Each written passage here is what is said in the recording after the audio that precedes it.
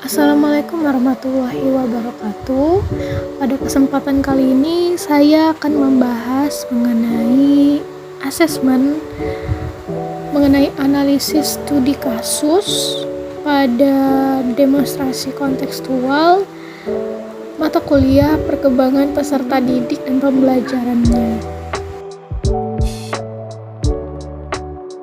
Setelah mempelajari konsep asesmen mengenai pengertian, fungsi, tujuan, jenis, contoh, selanjutnya silakan bekerja dalam kelompok dengan waktu bekerja 1 SKS untuk menyelesaikan analisis studi kasus berikut. Saat ini adalah permulaan tahun ajaran baru. Anda adalah seorang wali kelas 4 SD yang memiliki anak didik usia 10 tahun bernama Diana. Wali kelas 3-nya mengeluh dinamika bersekolah Diana kepada Anda. Guru wali kelas tersebut mengatakan nilainya jauh tertinggal dari teman-temannya di kelas. Diana juga kurang baik dalam mengerjakan pekerjaan rumahnya selama masa pembelajaran jarak jauh kemarin. Bahkan pihak wali kelas mengatakan bahwa ia khawatir dengan tuntutan yang semakin tinggi di kelas 4 di pelajaran IPA, bahasa, dan IPS yang membutuhkan banyak bacaan. Diana seringkali tidak menyelesaikan tugas-tugas yang diberikan dan ulangannya menunjukkan nilai buruk. Namun demikian, ketika materi tugas dan ulangan tersebut diulangi secara lisan dan individual, Diana mampu menjawabnya. Berdasarkan tujuan pembelajaran yang ada, kira-kira bagaimana cara Anda melakukan asesmen terhadap keadaan Diana?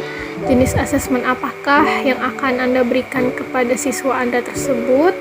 Lalu kesimpulan apa yang akan Anda tarik dari asesmen yang Anda desain dan lakukan tersebut?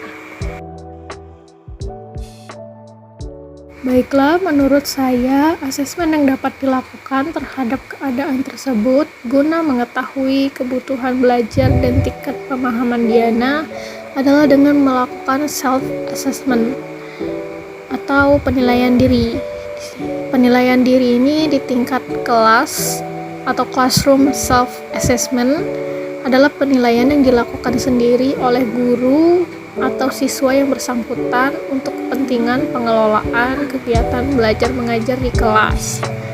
Self-assessment dilaksanakan sendiri oleh peserta didik maupun guru yang bersangkutan dalam kepentingan pengelolaan kegiatan belajar mengajar di tingkat kelas.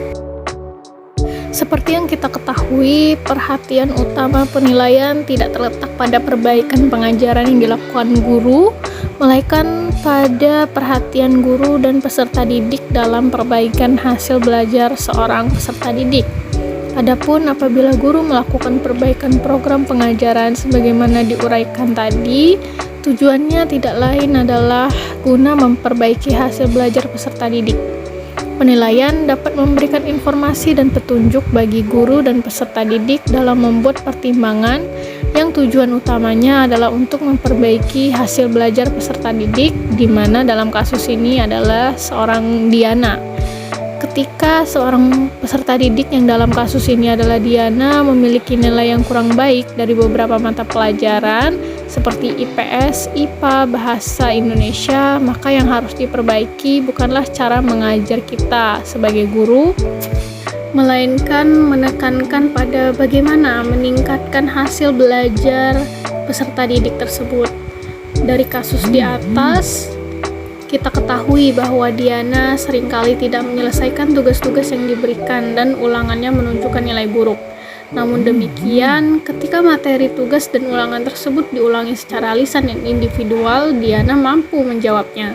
Maka kita juga perlu mengetahui kebutuhan belajar Diana, yakni gaya belajar Diana yang visual atau mendengarkan dibanding menulis. Oke, kesimpulan yang dapat saya tarik dari studi kasus tadi adalah dengan melakukan self-assessment atau penilaian diri, maka guru maupun Diana selaku peserta didik dapat dengan cepat dan mudah menggunakan penilaian diri tersebut sebagai umpan balik terhadap Diana. Dari hasil penilaian diri, guru maupun Diana dapat melakukan saran perbaikan belajar yang dapat membantu Diana dalam proses pembelajaran yang lebih baik. Melalui umpan balik ini, seluruh pihak yang berkepentingan di sekolah, baik kepala sekolah, guru, Diana, dan peserta didik lain dalam proses pembelajaran akan menjadi lebih efisien dan lebih efektif. Penilaian diri ini dapat dipandang sebagai alat untuk formatif. Penilaian diri bukan hanya untuk memberi nilai atau skor atau grading peserta didik, tetapi juga untuk mendapatkan informasi bagi perbaikan mutu belajar peserta didik.